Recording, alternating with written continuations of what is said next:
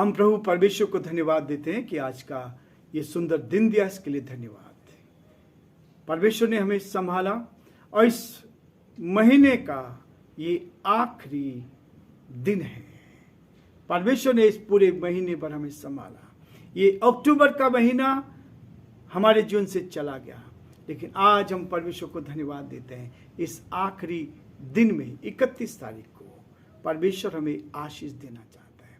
ये 31 तारीख अक्टूबर की आशीष में बनती है और आप देखेंगे अब ठंडी शुरू हो जाएगी, ठंड होना शुरू हो जाएगा, मौसम बदल रहा है, मौसम बदल जाएगा।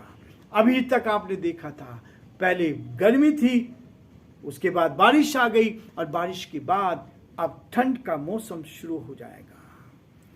परमेश्वर क्या चाहता, देखिए हर मौसम ऐसे दिए है। इसलिए आज के दिन मैं आप सभी को स्वागत और वेलकम करता हूं इस महीने के आखिर में, और धन्यवाद देता हूं कि अक्टूबर के 1 तारीख से लेकर 31 तारीख तक हमारा परमेश्वर हमारे साथ बना रहा और एक एक पद को हम देखते चले गए और इसमें प्रभु ने हमारी मदद की है।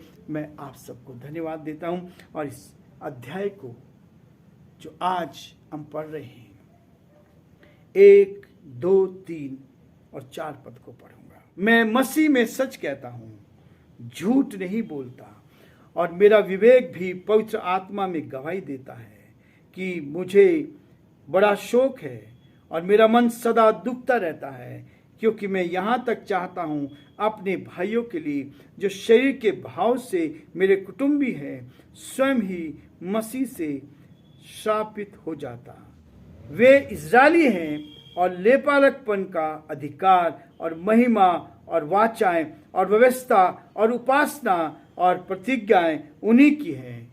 परमेश्वर अपने इस वचन के पढ़े और सुने जाने पर आशीष दे। आमीन। दुआ करेंगे। जीवते और सच्चे विश्वास के योग्य परमेश्वर, हमारा हृदय आपके प्रति धन्यवाद से भरा है प्रभु, कि आपने हमें मौका दिया है। इस महीने के आखिरी दिन में आप हमें लेकर आए। धन्यवाद हो, आपकी तारीफ हो प्रभु जी। क्या ही धन्य वे लोग जो आज के इस महीने के आखिरी दिन को देख पाए। हमारा हृदय आपके प्रति धन्यवाद से भरा है प्रभु जी। प्रार्थना विनती करते हैं प्रभु जी, हमारे सारे भाई बहनों के लिए जो आज हमारे साथ जुड़े हुए हैं, जो आज इस YouTube चैनल पर हैं, उन सब के लिए आपको धन्यवाद देते हैं। इस अध्याय का आरंभ जब हमने किया है, इस अध्याय की गहराई को जानने के लिए आप हमारी मदद करें प्रभु। मुझ कमजोर पर दया कर, मुझे अपने खून में छुपा, अपने वचन दे, आपकी ओर से वचन मिले, मेरे नहीं आपकी इच्छा पूरी हो सके, और सब बातों के द्वारा हे पिता आपका नाम ऊंचा किया जाए। हम बड़े आदर के साथ, दीनता, नम्रता के साथ हम अपने आप को, अपने कमजोर जीवन को आपके हाथों में सौंपते हैं, और यही चाहते हैं प्रभु आपकी दया दृष्टि हम पर बनी रहे और हम हर कदम पर पिता परमेश्वर आपके नाम को धन्य कह सकें। धन्यवाद देते हैं प्रभु हमारे प्रदेश राजस्थान के लिए। इस प्रदेश पर आपकी आशीष चाहते हैं, आपके अनुग्रह की दृष्टि चाहते हैं, और यही प्रार्थना करते हैं आपका सुरक्षा का हाथ हमें मिले, आपकी निकटता हमें मिले, आपका प्रेम हमें मिले प्रभु। प्रदेश के मुख्यमंत्री के लिए प्रार्थना करते हैं, आप उनको संभाले, बुद्धि और ज्ञान से परिपूर्ण कर सही कदम उठाने में आप मदद करें। देश के लिए, देश के प्रधानमंत्री के लिए, राष्ट्रपति के लिए प्रार्थना करते हैं, आपका दया का हाथ उनके साथ भी बना रहे, ताकि सब बातों के द्वारा आप ही का नाम ऊंचा किया जाए और आपके नाम को महिमा मिले। हम सारी महिमा, आदर, गौरव प्रभु जी आपको देते हुए इस प्रार्थना को अपने प्रभु, अपने उद्धारकर्ता यीशु मसीह के नाम से मांगते हैं। आमीन।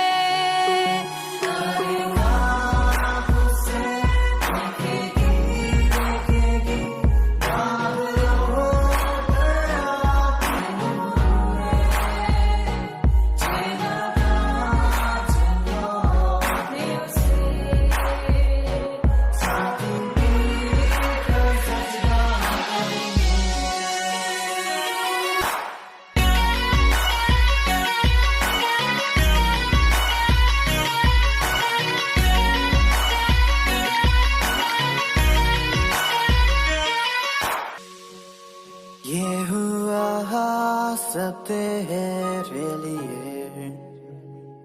तूने भी उसे छेड़ा था,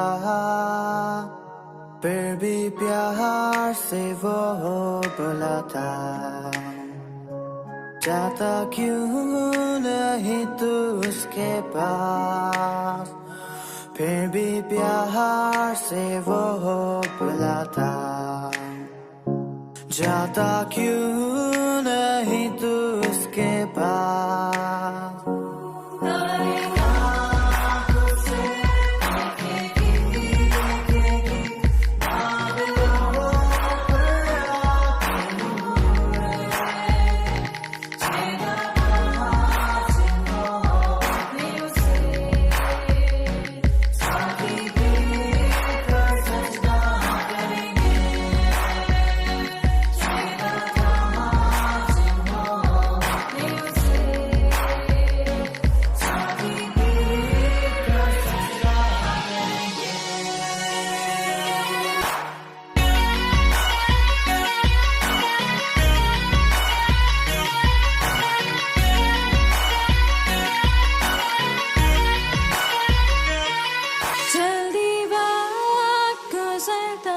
जाता है, रात अंधेरी आती है, तौबा कर दरवाजा होगा बंद, कुछ ना होगा वे पछताने से। तौबा कर दरवाजा होगा बंद, कुछ ना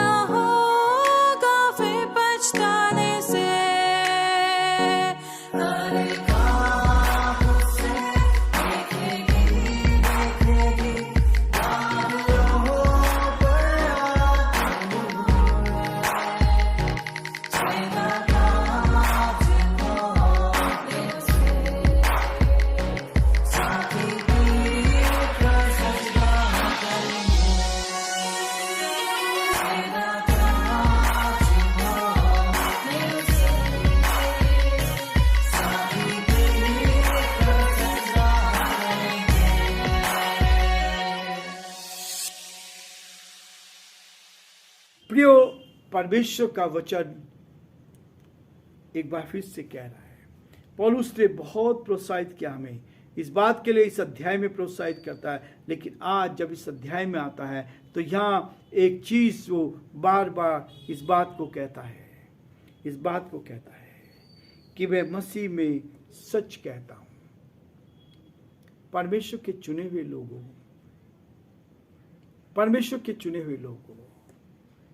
आज वो आपसे मुझसे बात कर रहा है।